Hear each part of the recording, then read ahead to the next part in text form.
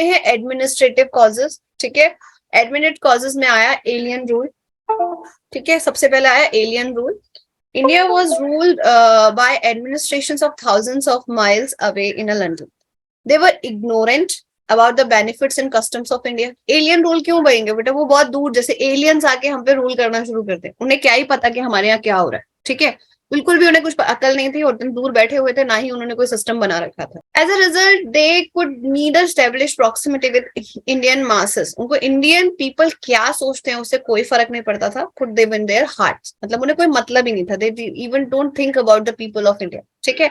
उनको तो सिंपल यहाँ से प्रॉफिट गेन करना था, यहाँ पर अपना एक्सपेंशन करना था, और जितना ज्यादा प्रॉफिट होके जितना भी रिसोर्सेज है यहाँ से लेके जाना और प्रॉफिट मेकिंग करके यहाँ से भागना था। This was the main M of the Britishers, ठीक है।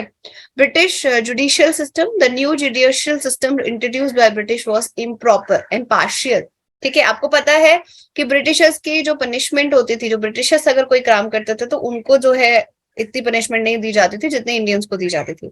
Rich and powerful या resourceful people were able to manipulate the judgments in their favor, जो अभी भी होता है, ठीक है। It lead to the dissatisfaction among the common people, ठीक है। Indians were excluded from the high post. Indians were not given any post in civil services and military. The highest rank in military was a Subedar, while in the civil services they got promoted only to the post of Sardar Amin. समझ आई, मतलब वो ज्यादा बड़ी post पे नहीं जाता था, जिससे कि इंडियंस जो हैं वो अगेंस्ट द ब्रिटिशर्स हो गए, ठीक है। Lack of representation of legislative council. Legislative council क्या होती है बेटा, लेजिस्लेशन क्या होता है, मैं कई बार बताया है, टू मेक द लॉ, ठीक है।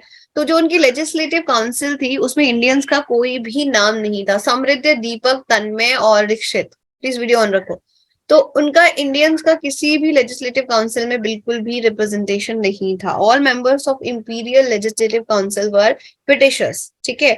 दे वर नॉट वेल इक्वेटेड, ठीक है, समझ आई आपको। And equated with the traditions, beliefs, problems of India. They forced laws on Indians without care of their feelings, ठीक है।